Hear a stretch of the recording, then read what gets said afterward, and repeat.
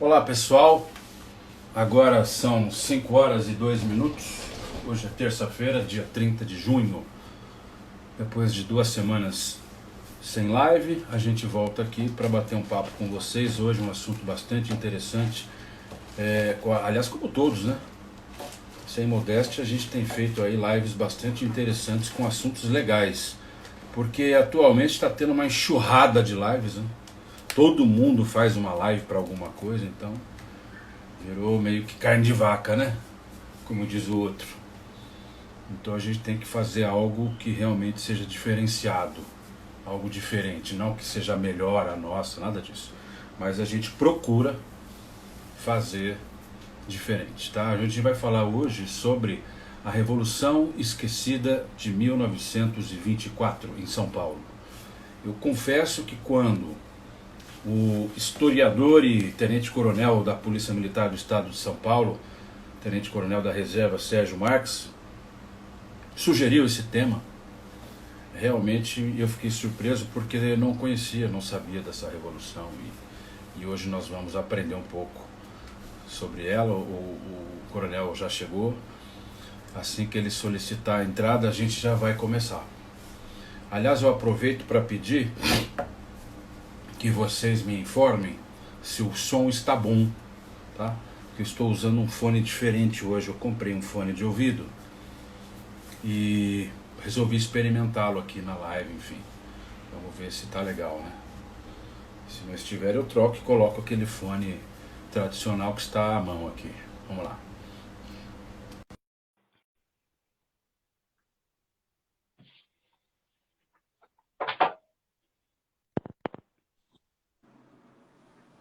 Ah, coronel, Ô, Adriano, boa tarde, tudo bem? tudo bom? Como vai? Me ouve bem? Eu ouço. E você me ouve ou não? Ouvindo bem. Ah, que bom. Então esse aparelhinho que eu comprei tá bem legal. Eu comprei mais para usar em ligações telefônicas e resolvi testar hoje na live. Pelo jeito tá bom, então maravilha. Que bom.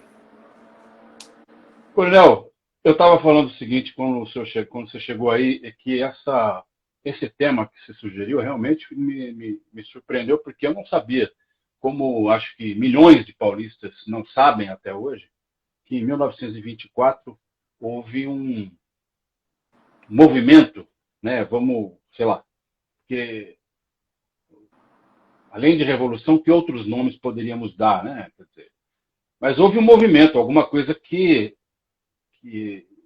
realmente foi diferente de tudo aquilo que tinha havido até então, né, em relação a movimentos dessa espécie. Eu queria que, para começar essa live, você primeiro explicasse que movimento foi esse, quais os motivos, ou os principais motivos, que ensejaram a chamada Revolução de 1924. Bom, vamos lá. 1924, nós estávamos bem no pico da chamada Primeira República. Né? Em 1889, o Brasil, a partir de 15 de novembro, houve ali um golpe de Estado, que o Brasil era uma monarquia, passa a ser uma república. E, a partir dos primeiros dois governos, né, que foi chamada a República da Espada, a partir daí, o terceiro presidente, Campos Salles, paulista, começa um revezamento no governo federal.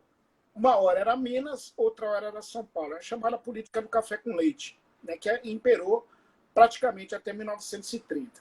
Quais eram as características? A Constituição de 1891, a segunda do Brasil e a primeira da República, a primeira foi em 1824, no período monárquico, a segunda do Brasil em 1891, primeiro da República. Ela ainda contemplava o chamado voto aberto. Ou seja, você pode votar em quem você quiser, vírgula, desde que seja em mim.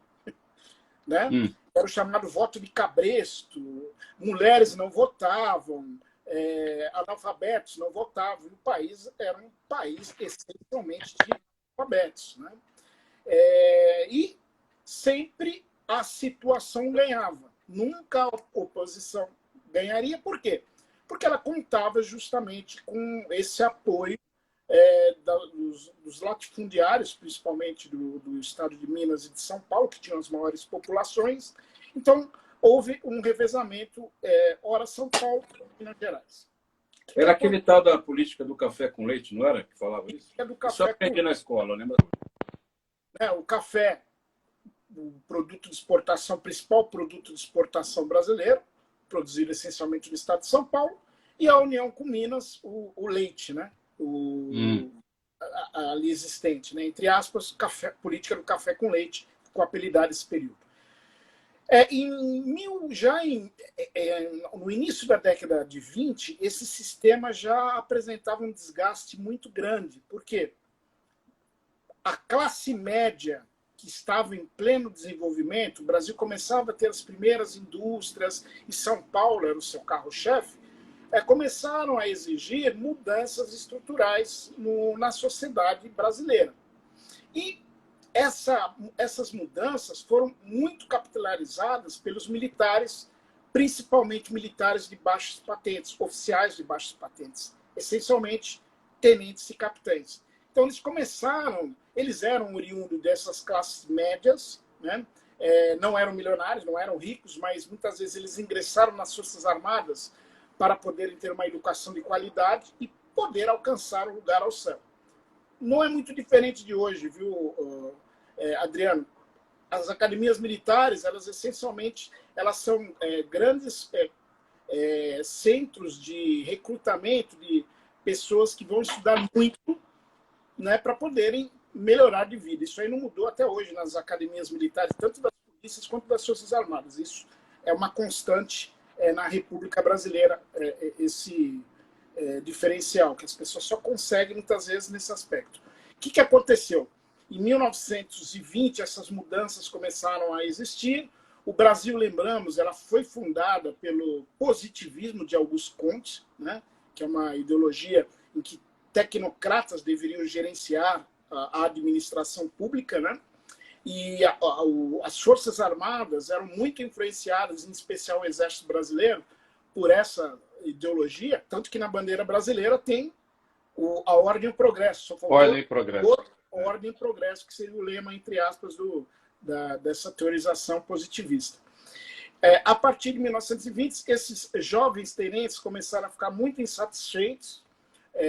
Nós tivemos, nessa década, alguns movimentos muito interessantes também. Por exemplo, em São Paulo, em 1917, nós tivemos uma greve geral aqui em São Paulo, uma greve geral justíssima, porque não existiam direitos trabalhistas para a maioria dos trabalhadores em São Paulo, e a indústria estava crescendo. Ela foi muito capitaneada, não por comunistas, mas sim por anarquistas, né? Então, o movimento foi capitaneado por anarquistas e acabou tendo uma característica interessante, mais uma vez, violentas também. Em 1917 foi violenta. Lembrando que Black Blocs e Antifas também têm esse ramo anarquista, né? Daí a violência praticada principalmente contra o Estado. Mas houve mudanças em 1917, né? 8 horas diárias, o domingo remunerado não trabalhado, obteve-se uma vitória. Mas, mesmo assim, a sociedade queria outras mudanças. O que eu costumo dizer que calhou muito foi dia 9 de outubro. No Rio de Janeiro, existia um jornal de oposição, o jornal Folha da... Daqui a pouco eu lembro o nome dele. Esse jornal, ele tinha uma característica bem interessante, que era o seguinte: Correio da Manhã. O jornal era o Correio da Manhã. No dia 9 de outubro, ele publicou em suas páginas, ele era um jornal de oposição, uma carta que se dizia pertencer ao candidato da situação. O presidente do Brasil, na época, era o Epitácio Pessoa, e como candidato nós teríamos o Arthur Bernardes, o mineiro Arthur Bernardes, que apoiava, o governo apoiava a candidatura da situação, que era de Arthur Bernardes. Esse jornal justamente o Correio da Manhã, disse que ele escreveu, Arthur Bernardes, uma carta em próprio punho, desprestigiando as classes militares e, principalmente, um dos maiores líderes militares da época, que foi, inclusive, presidente da República, que era o Marechal Hermes da Fonseca. Uhum. Aí criou um bafafá danado na época, dia 9 de outubro de 1921, véspera da eleição. Então, existiam duas grandes correntes no Brasil, a corrente bernardista, que era de Arthur Bernardes, que era a situação, e a corrente de Nilo Peçanha, os nilistas, que eram oposição.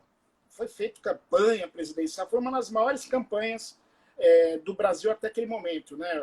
Foram a vários estados, principalmente a oposição. Só que a oposição sabia que não venceria, por quê? Política do café com leite, voto aberto, era praticamente ganho, praticamente certa a vitória de Arthur Bernardes. Nessa época aí, o voto era só para homens, não é? Era só para homens e censitário, ou seja, dependendo da renda. Mulheres estavam fora, adolescentes entre 16 e 18 anos, como hoje existe o alistamento eleitoral, analfabeto, nada disso era permitido. O Exército, existia uma instituição paralela ao Exército, chamada Clube Militar. O Clube Militar se sentiu ofendido, aí houve ali o Clube Militar solicitou que houvesse, como foi uma carta feita a próprio punho, foram criadas duas comissões, uma comissão da situação e uma da oposição. No último momento, os técnicos que avaliariam a letra para ver se era de fato de Arthur Bernardes da situação saíram, e os da oposição disseram que de fato a letra batia, a letra era de fato de Arthur Bernardes. Criou-se uma celeuma muito grande nesse aspecto. Ou seja, as ofensas eram dele mesmo. Eram deles mesmo. Até hoje existe uma briga, né, dizendo que não eram, mas o lado falou que era. E o Clube Militar acatou aquela situação como sendo desonrosa para o Exército brasileiro, né? Ele criticava muito, eram muito fortes as palavras Tem aí um trechinho da carta na mão ou não? Oi? Tem aí um trechinho da carta na mão para a gente ter uma ideia? Pega um trecho aí bem bravo aí, que ele desce a ripa mesmo. Vamos ver aqui. Ô, Yuri, qual áudio? O meu ou do coronel?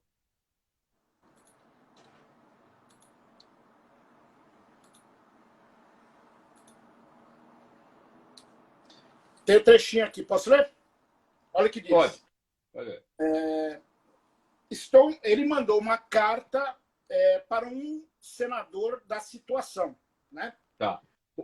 Quem mandou foi o Arthur Bernardes. Arthur Bernardes, essa carta que pode ser a carta verdadeira ou falsa, né? Que era seria candidato à presidência da República. Exatamente, da situação. Deixa eu só acender a luz aqui. Aí ele mandou essa carta, que foi descoberta, dizendo assim: estou informando do ridículo e assintoso banquete dado pelo Hermes. Hermes é o Hermes da Fonseca. Hermes da Fonseca. Que foi presidente do Brasil, né, de 1910 a 1914. Ele era também presidente de honra do Clube Militar. Aos seus apaniguados de tudo que nessa orgia se passou. Aos termos, orgia. Espero que use com toda a energia, de acordo com as minhas últimas instruções, pois essa canalha precisa de uma reprimenda para entrar na disciplina. É mais ou menos hoje como aparecem alguns sociólogos falando, viu? Sobre militar. Aparecem sociólogos aí, especialistas falando também. É quase igual isso aí. Veja o epitácio. Mostra agora a sua apregoada energia. Ele está criticando, ele está cobrando do presidente atual da situação, que é o Epitácio Pessoa, para que ele tome providência. Né? Tá. Veja se o Epitácio mostra a sua apregoada energia, punindo severamente esses ousados.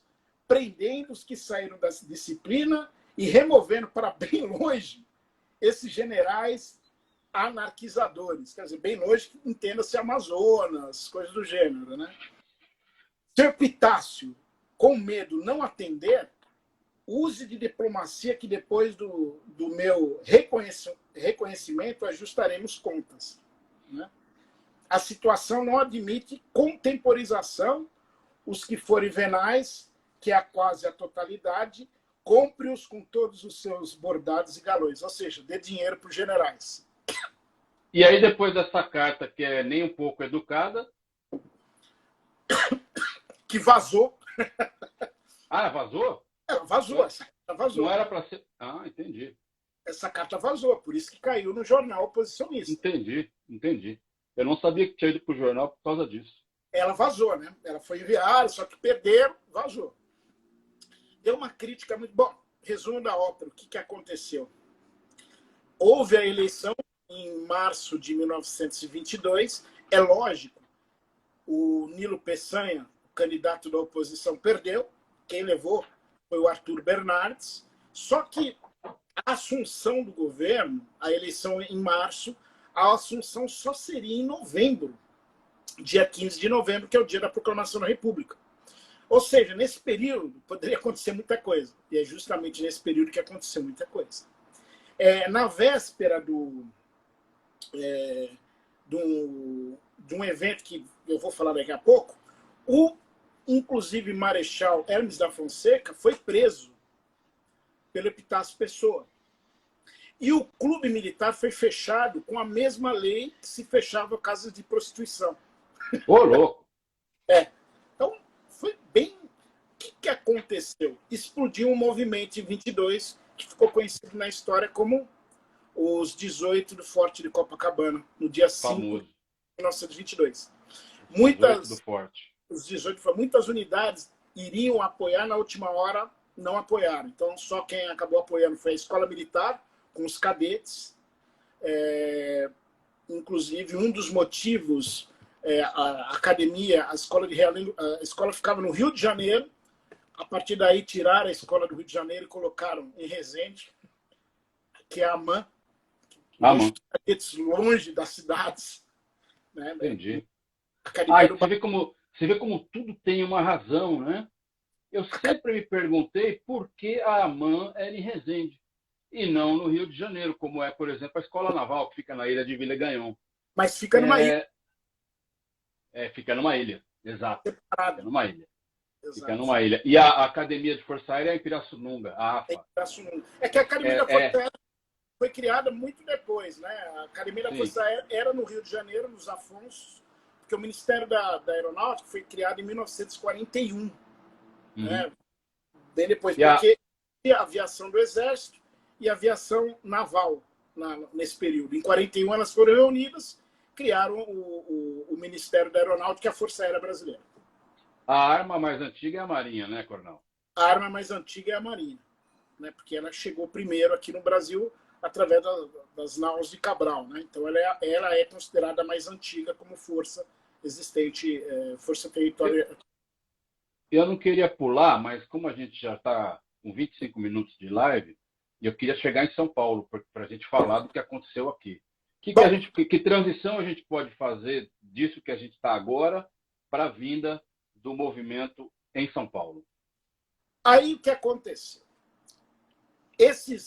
Muitos foram presos e pensava-se na época que eles teriam uma... não, vamos deixar jogar, né?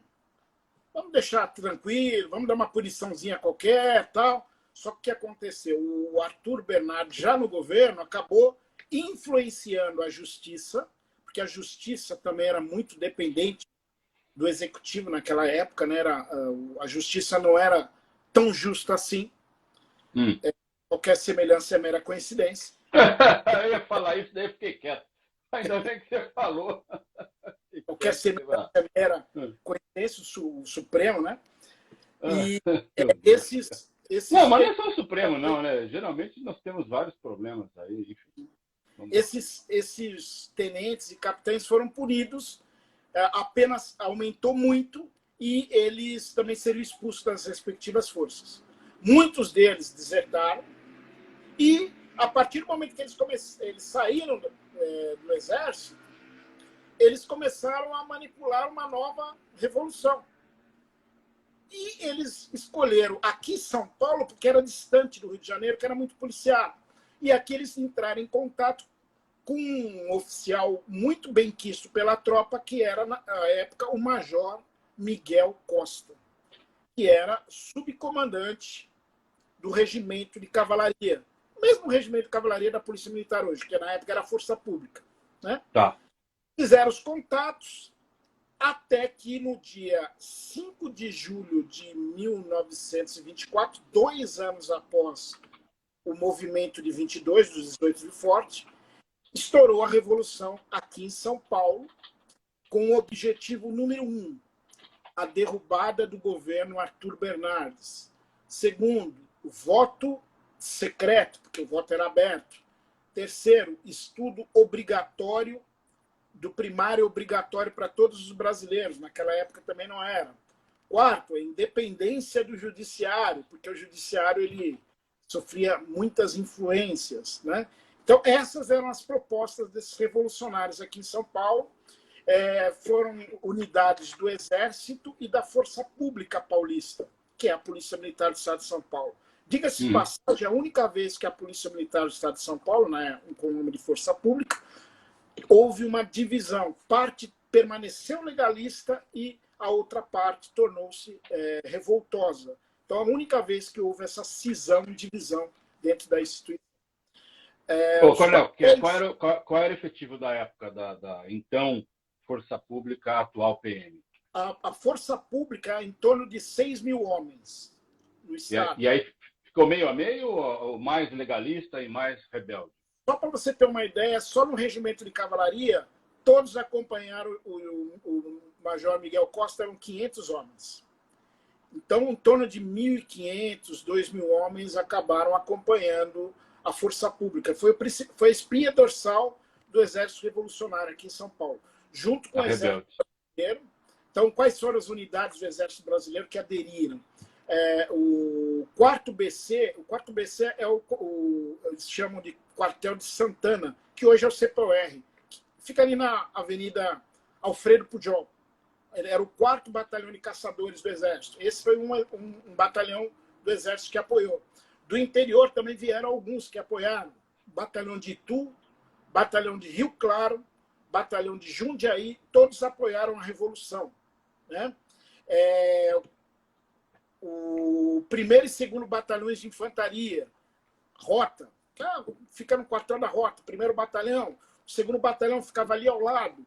Parte dos que não aceitaram foram presos e foram, olha que legal, Adriano, foram levados como um campo de concentração no Jardim da Luz, que fica ali do lado do Copom.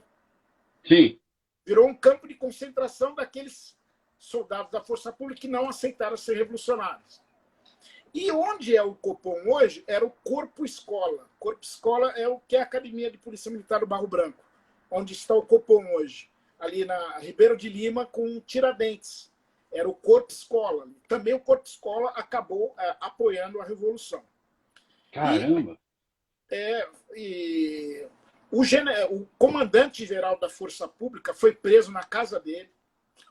Então foi algo bem destruidor mesmo aqui na cidade de São Paulo. Só que eles imaginavam que outras praças, outros quartéis de outros estados próximos também seriam revolucionários. No entanto, acabaram não sendo. Só quartéis muito distantes acabaram acolhendo a Revolução. Por exemplo, houve um movimento revolucionário no dia 13 de julho em Sergipe, mas logo foi abafado, lá em Aracaju. No dia 23, nós tivemos em Manaus, no dia 26, no Pará. Então, nós tivemos outros movimentos. No dia 12, nós tivemos no Mato Grosso, em Bela Vista. Mas todos os movimentos pequenos que acabaram, eles foram abafados pelo governo. Né? Pode falar, desculpa. Continua que eu daí eu pergunto. E aqui em São Paulo usaram um monte de coisa. você ter uma ideia, o Exército tinha uma companhia de carros de combate, carros de assalto, que são tanques de guerra, os mesmos tanques que foram utilizados na Primeira Guerra Mundial. O Brasil importou, eram chamados FT Renault 17. São tanques que foram usados na Primeira Guerra Mundial, franceses, foram adquiridos pelo Brasil, entraram em batalha aqui no bairro da Moca. Você tá brincando. Pouca gente sabe disso. E esses, como é interessante também... Tanque de guerra na Moca. É isso? Na Moca. Só que os tanques deveriam avançar sempre com a infantaria. Isso aí é uma doutrina. Uma estratégia militar. Estratégia militar. Os tanques aqui eles foram avançando sozinhos. O que aconteceu? Os revolucionários contrataram vários voluntários. Muitos desses voluntários eram italianos e húngaros e alemães. E muitos deles lutaram na Primeira Guerra Mundial. E muitos deles enfrentaram os mesmos tanques que estavam aqui. Então, esses tanques que avançaram sozinhos no bairro da Moca, que deveriam ter o apoio de infantaria governamental, foram sozinhos. Esses batalhões estrangeiros prepararam armadilhas e acabaram sendo cercados. Eles tiveram que recuar e não foram mais utilizados na guerra. Porque eles acabaram, os revolucionários, o comandante revolucionário, que era o general Isidoro Dias Lopes, ele acabou o quê?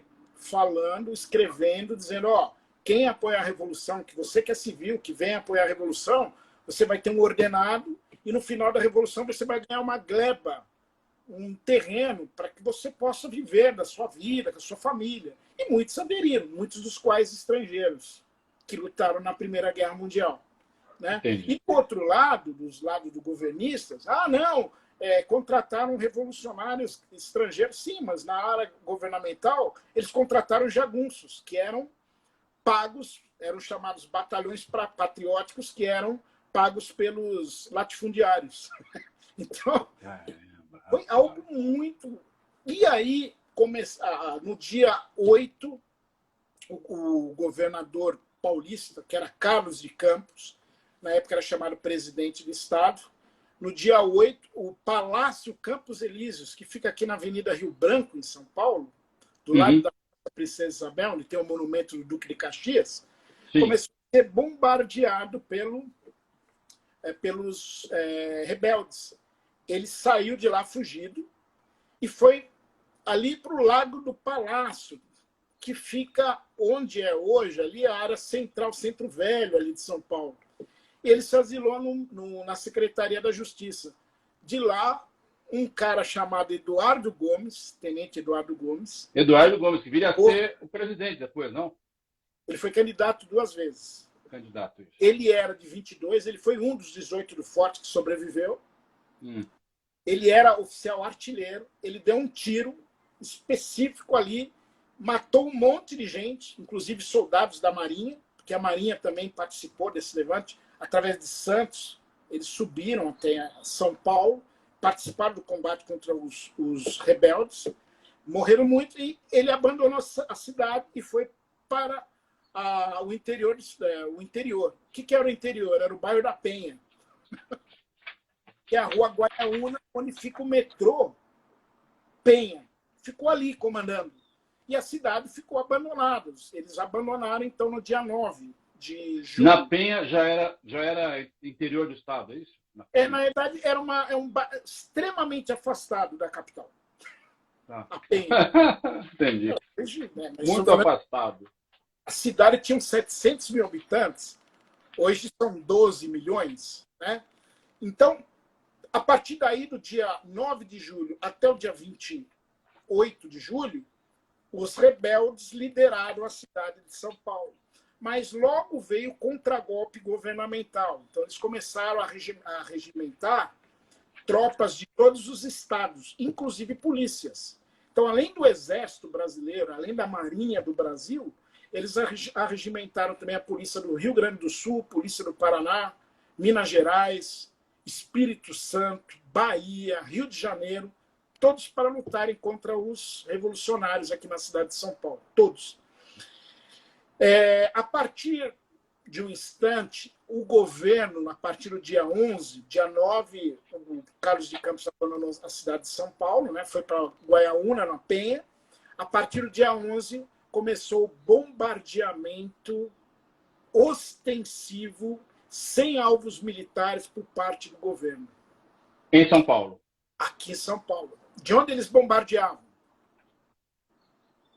Da Penha, lá de Guaiaúna, onde eles estavam, ali próximo a Guaiaúna, Vila Matilde, e Ipiranga, perto do Museu de Ipiranga. Eram canhões que eram trazidos pelos navios da Marinha do Brasil, que aportavam em Santos e chegavam aqui em São Paulo, e eles miravam na cidade de São Paulo a ermo, principalmente nos bairros populares da Moca, Brás, Bresser, né? Os bairros populares, bairros operários, e muita gente morreu nessa situação.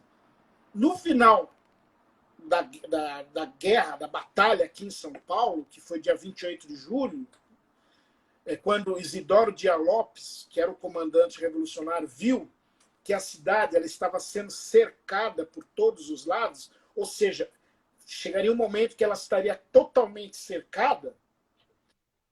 Dia 27 para o dia 28, Isidoro Dias Lopes e mais 3.000 soldados, ou 4.000 soldados, existem algumas fontes diferentes, fugiram da cidade de São Paulo com destino a Bauru, para reorganizar o movimento revolucionário, para poupar a cidade, porque a cidade, inclusive, estava sendo bombardeada do ar também. Então, aeronaves jogavam bombas contra São Paulo. E o governo... Quer dizer, se na Penha era interior, Bauru era outro país. Exato. Todos foram embarcados de trens. Para você ter uma ideia, eram 500 cavalos nesses trens. Várias composições que saíram. Foram 13 composições que, a partir das 22 horas do dia 27, saíram da Estação da Luz com destino a Bauru. Bauru. Tropa, alimentação, 26 canhões. Que você imaginar tinha para quê? Para abastecer aquelas tropas revolucionárias. Então, estavam misturados soldados da Força Pública, do Exército, voluntários civis, todos ali estavam misturados.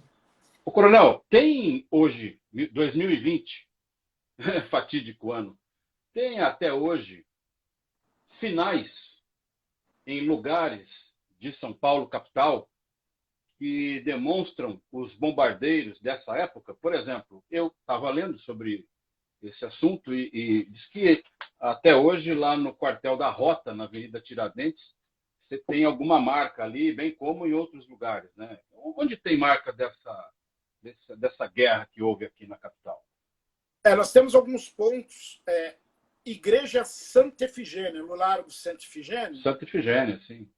Quando você olha, tem a entrada principal, acima dela tem várias marcas de balas que foram, entre aspas, preservadas, não foram mexidas.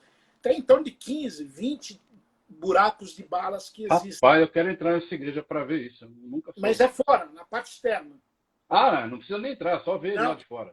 Você olha, você consegue observar marcas das balas que foram atingidas. A outra, que também foi terrível, a Igreja da Glória, na Aclimação, a Igreja da Glória, ela foi bombardeada porque ora ela era governista, ora ela era revolucionária, né? Existiam as batalhas e lado a lado iam ganhando, perdendo, cedendo, ganhando. E as tropas usavam as igrejas como uma espécie de base operacional? Sim. Não só lá, como estações de trem, por exemplo, Estação da Luz, a Estação do Norte, que é a Estação do Brás hoje, a Estação Sorocabana, todas foram utilizadas. Não tinha esse cemitério Chora Menino, foi tomado por tropas do Exército. Chora Menino é o cemitério aqui de Santana. Sim. Foi tomado também por soldados do 4º Batalhão, que é o batalhão ali do CPUR, do Alfredo Pujol. Tomaram ali, porque eles tentaram invadir o Campo de Marte, porque o Campo de Marte era uma base revolucionária, que eles tinham canhões, os revolucionários que atiravam de lá também. O Campo de Marte já tinha uma pista já era um aeroporto na época? Já desde 1919 era inclusive usado pela Força Pública, né? O que mais nós temos? Nessa igreja da Aclimação, logo na entrada tem um santo, assim, sobre a entrada principal. A mão dele está decepada. E foi preservada até hoje essa mão decepada dele. O Liceu Coração de Jesus. O Liceu, perto da Cracolândia. Perto da avenida, que hoje está na Cracolândia, naquela região, também foi atingido por 3 disparos, explodiram ali parte do prédio. E na frente do prédio existem marcas de tiros naquela. Não é parede, nos ferros assim de contenção da rua. A parede de ferro, lanças, também existem marcas ali. Então, tem esses pontos aqui na cidade de São Paulo que acabaram recebendo. E até outro que também é muito conhecido, do lado da Rota. Do lado da Rota tem, que é o prédio do 1º Batalhão. Temos ali uma torre. Essa torre era a torre de energia elétrica que abastecia o hospital da Polícia Militar, da Força Pública, que hoje é o museu da Polícia Militar, que fica atrás justamente atrás do 1º Batalhão da Rota ali. Ele até hoje tem uma marca de obuses que atingiram a ele ali. Se você bate o olho, você vê lá bem o formato do obus que acabou, como é que se diz? Atingindo o quartel da Rota, né? Então, tem essas marcas aqui em São Paulo. Deixa eu perguntar uma coisa. É verdade que nessa época também houve uma epidemia de tifo? Como toda guerra, doença acaba atingindo os mais pobres que estão com menos condições de se alimentar, menos condições higiênicas, sempre assim. Teve essa situação que acabou também parte atingindo. A grande situação, Adriano, foi o seguinte: as pessoas com pavor. Então, a população da capital paulistana, 700 mil habitantes, em torno de 300 mil pessoas fugiram de São Paulo. Foram para... 300 mil? Exato. 300 mil? Quase 50%. Só ficou quem não tinha condição. Então, fugiram de trem, a pé, de bicicleta, de carroça, de veículos, caminhões. Tudo era disponível para as pessoas fugirem. Por quê? O bombardeamento na cidade foi muito grande. Inclusive, as aeronaves governistas também jogavam bombas contra alvos que não eram militares. Porque existe uma... Então morreu muito civil. Dos 503 mortos, 2/3 eram civis. Caramba. E aproximadamente 4.900 feridos. Grande maioria civis. Vítimas do quê? Das bombas de artilharia ou da aviação governamental. Né? 309 pontos de trincheiras na cidade de São Paulo, que acabaram formando. 2.000 casas e prédios foram destruídos com as bombas. Né?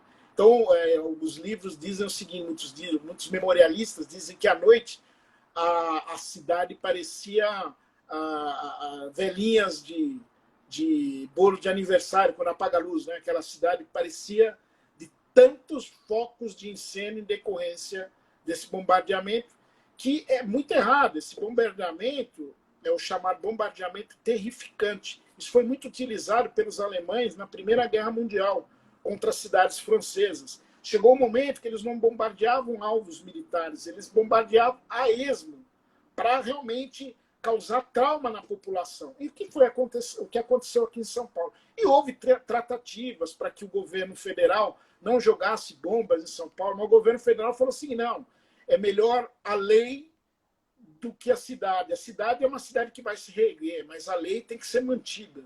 E no dia 27, aviões do governo soltaram panfletos, 27 de julho, dizendo: nós vamos fazer um ataque principal, hein? Vai ser pior ainda. Aí foi justamente quando o Isidoro Dias Lopes, que era o comandante revolucionário, decidiu fugir de São Paulo e ir para o interior para começar a nova etapa dessa batalha. Essa para Bauru. Vai para Jundiaí, Bauru. Bauru, tá. Eles tentam um ataque no Mato Grosso do Sul, perdem e depois eles vão para o Paraná, para o estado do Paraná, no oeste paranaense, Foz do Iguaçu, Guaíra, fronteira com o Paraguai e a Argentina. Ali, o Adriano, era um território não, apesar de ser brasileiro no papel, a língua oficial ou era o espanhol ou era o guarani. O dinheiro que circulava na época era o peso argentino e semi-escravidão. Então, as tropas que foram para lá, essas tropas de São Paulo que foram para lá como revolucionários, acabaram, inclusive tinha um tenente maluco no meio, chamado Tenente João Cabanas, da Força Pública. João Cabanas. Depois, no final, eu vou falar dos livros aqui para você. O Cabanas, ele fuzilou um monte de gente lá que esses argentinos e paraguaios, eles escravizavam índios e brasileiros lá, né? Então, era uma miséria. O Brasil não conhecia essa parte do território brasileiro. Deixa eu falar uma coisa, coronel. Oi. Desculpa, só interrompendo. A gente tem 13 minutos. E eu já quero fazer as perguntas para o senhor tocar uma primeira, uma segunda, uma terceira, uma quarta, daí a gente encerra a live. Por que, diante de tudo isso que o senhor está falando para a gente, por que, diante de tanto bombardeio, de 500 mortes, 300 mil pessoas fugindo da capital, por que esse movimento foi esquecido pelos historiadores? Segunda pergunta. Esse movimento foi a semente, o embrião da Revolução de 32? Ou nada a ver? Não, não tem nada a ver. Bom, por que ele foi esquecido? Porque esse movimento, diferente de 1932, que foi um movimento de massas, o movimento 24 não foi um movimento de massas. O movimento de 24 foi uma grande quartelada, vamos assim dizer, de jovens que queriam dar ao Brasil. Entendi. E o próprio Isidoro Dias Lopes não queria dar armas para a população. Por quê? Muitos comunistas procuraram Isidoro Dias Lopes para que eles recebessem armas. O Isidoro Dias Lopes não deu por quê? Porque ele se lembrou que 7 anos antes, em 1917, ocorreu a Revolução Bolchevique na Rússia. Então ele evitava a bolchevização do movimento de 24. Né? Então, esse é o primeiro aspecto. Então, o movimento de massas de 32 ganhou o quê? Repercussão e acabou sendo abafado, acabou abafando de 24. E tem um segundo momento ainda. Esse movimento de São Paulo, quando ele vai para o Paraná, eles, mais uma vez, ficam entrincheirados. A fase de São Paulo foi a fase de trincheiras, que é a guerra de posição, fica parado, né? Depois, quando saiu de São Paulo, foi chamada guerra de movimento. Quando chegou no Paraná, novamente a guerra de trincheiras. Por quê? Eles estavam aguardando outros quartéis, outros estados apoiarem o movimento. E quase 4 meses após o início da Revolução aqui em São Paulo, que foi 5 de julho, no dia 28 de outubro para 29 de outubro, no Rio Grande do Sul, estoura uma revolução comandada por um capitão do Exército Brasileiro chamado Luiz Carlos Prestes. Nada famoso. Né? Que nessa época não tinha ainda não tinha aderido ao comunismo, não tinha nada a ver. Ele só vai aderir ao comunismo em 1930. Nós estamos falando aqui em 1924. Então, ele também era um revolucionário tenentista. Né? Então, as tropas paulistas, que já estavam há 4 meses na guerra, aguardaram as tropas do Luiz Carlos Prestes, que estava fugindo do Rio Grande do Sul, militares do Exército e mais civis. Chegaram em torno de 800 no Paraná, maltrapilhos, e foram eles vestidos, e eles também foram armados com um ataque que o João Cabanas, que é esse tenente maluco, né, tem a chamada Coluna da Morte, olha o nome dele, a Coluna da Morte. Por que Coluna da Morte? Porque o pessoal falava que as missões deles eram tão loucas, que era a coluna da morte, porque sabia que ninguém ia voltar. Então era a coluna da morte. Ele acabou conquistando numa batalha, na chamada Batalha de Formigas, ele conquistou o material. Quando chegou essa tropa de Luiz Carlos Prestes, ele entregou. E essa tropa, houve a junção da tropa paulista com a tropa de São Paulo. Como é conhecida essa coluna? Coluna Prestes. Ah, tá. Sim, mas ela não é coluna Prestes, ela é coluna Miguel Costa era major. Luiz Carlos Prestes era capitão. Então a coluna é coluna Miguel Costas Prestes. Miguel Costas era o comandante, Luiz Carlos Prestes era o subcomandante. Então, a coluna Prestes, todo mundo pensa que é a partir do movimento gaúcho, mas não é. A coluna Miguel Costa Prestes nasce em São Paulo, sendo liderada por Isidoro Dias Lopes, que já era um senhor de mais de 60 anos, quando explodiu a Revolução. Quando ele foi para o Paraná, que eles decidiram andar pelo Brasil, porque eles perderam um ponto principal, uma cidade chamada Catanduvas, eles perderam era um reduto revolucionário, perderam para os governistas, então eles tiveram que fugir. Catanduvas no Paraná, não é a Catanduva perto de São José do Rio? Não, Catanduvas no Paraná, perto de 150 quilômetros de Foz do Iguaçu. Onde tem um presídio federal hoje, famoso. Exatamente ali. E, por sinal, lá tem um museu da Revolução de 24 que não tem aqui em São Paulo. Que, por sinal, aqui em São Paulo não tem nem museu de 32, né? É verdade. Não tem, nem de 24, nem de 32. Lá em Catanduvas tem um museu de 1924 que foi feito lá, pelo Estado do Pará. Mostra os livros que você teve que ler para fazer esse material, porque, pelo que nós estamos vendo aqui, é um material raro, né? Quer dizer, você, para escrever sobre o movimento de 24 em São Paulo, suou, né? Olha, grande parte desses livros são de memorialistas que escreveram, que participaram das batalhas, ou politicamente, ou participaram das batalhas, e saíram até 1930. Eu vira e mexe, eu fico comprando esses livros. São muitos livros antigos e caros, né? Hoje, mais fácil para as pessoas comprarem, eu faço a indicação de alguns livros.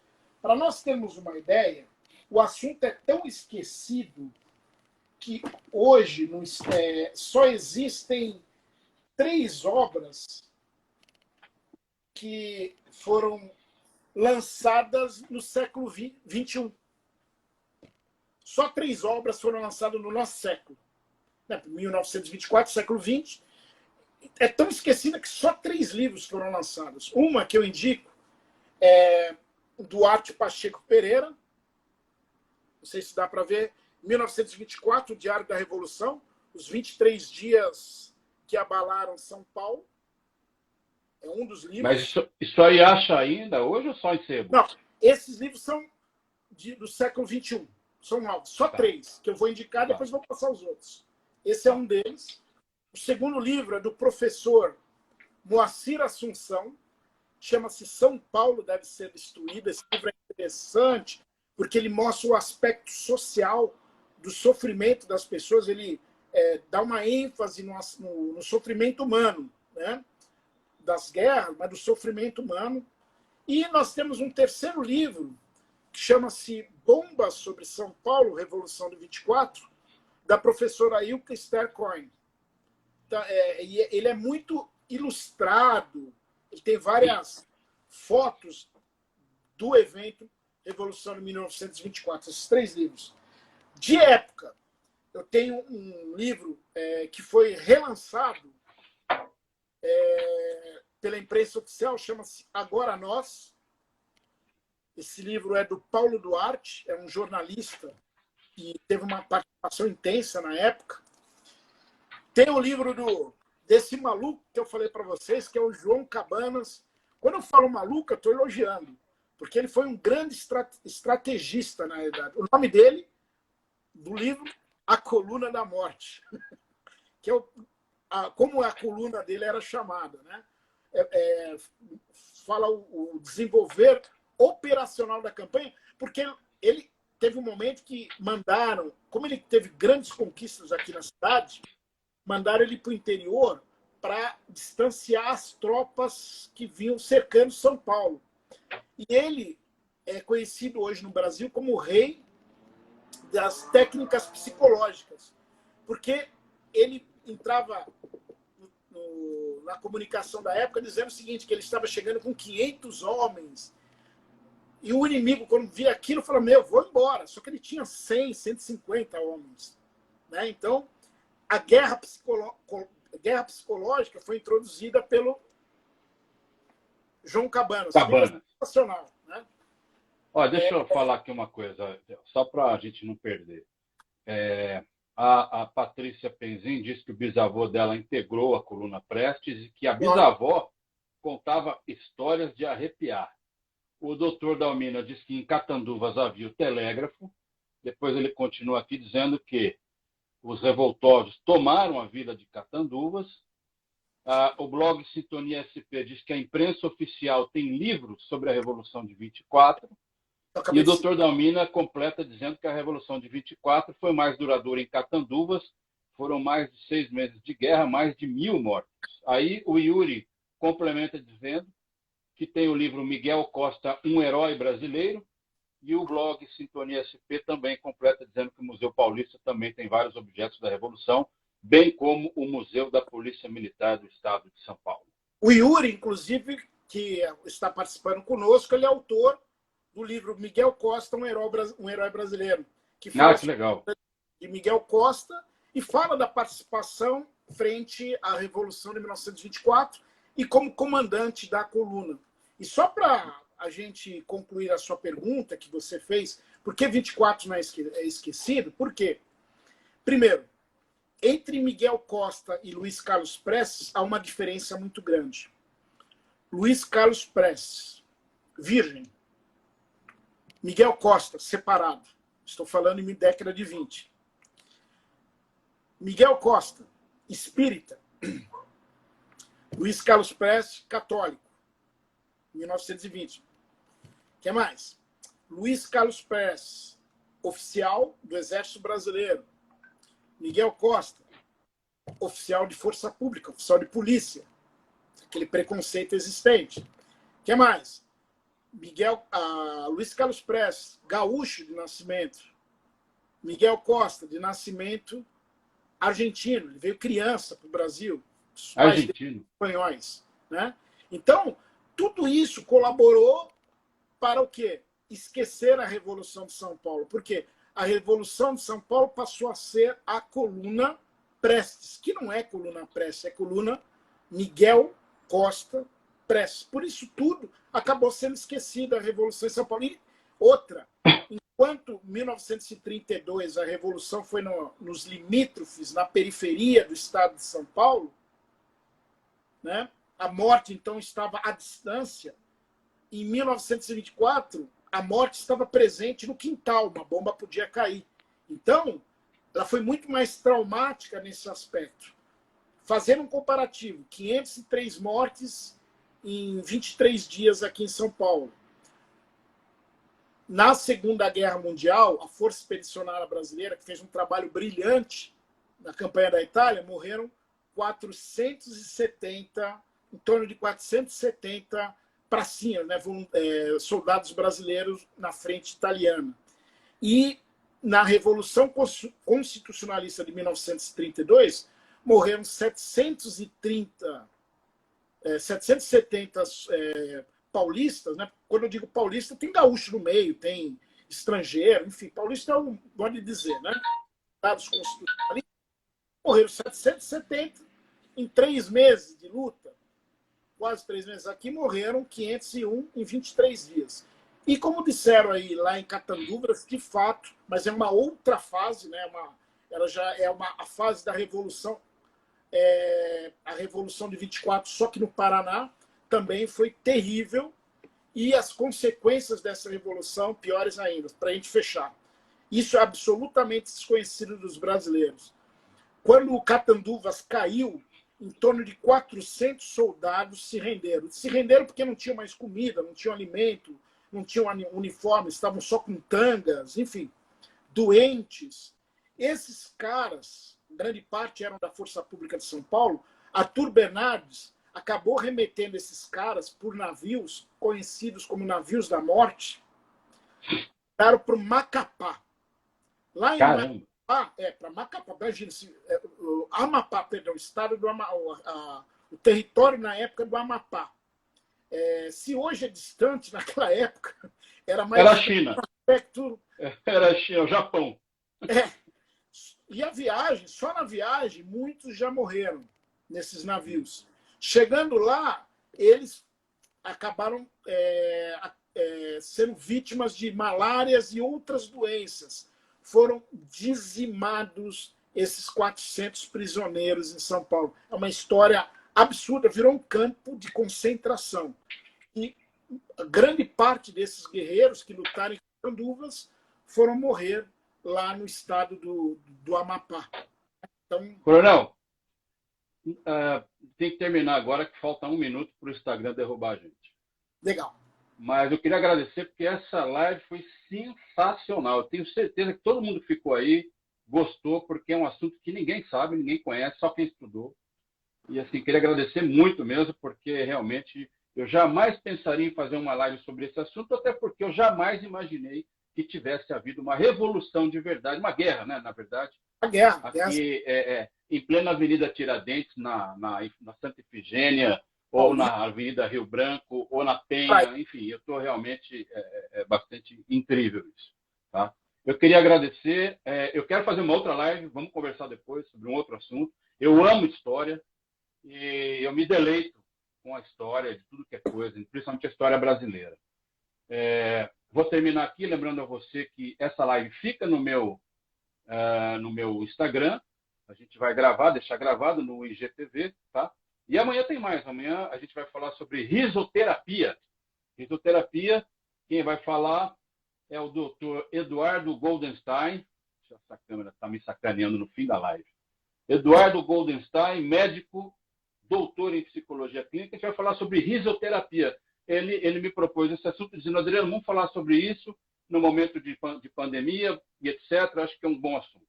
Está convidado também a assistir, viu, Coronel? Amanhã. 5h30 da tarde.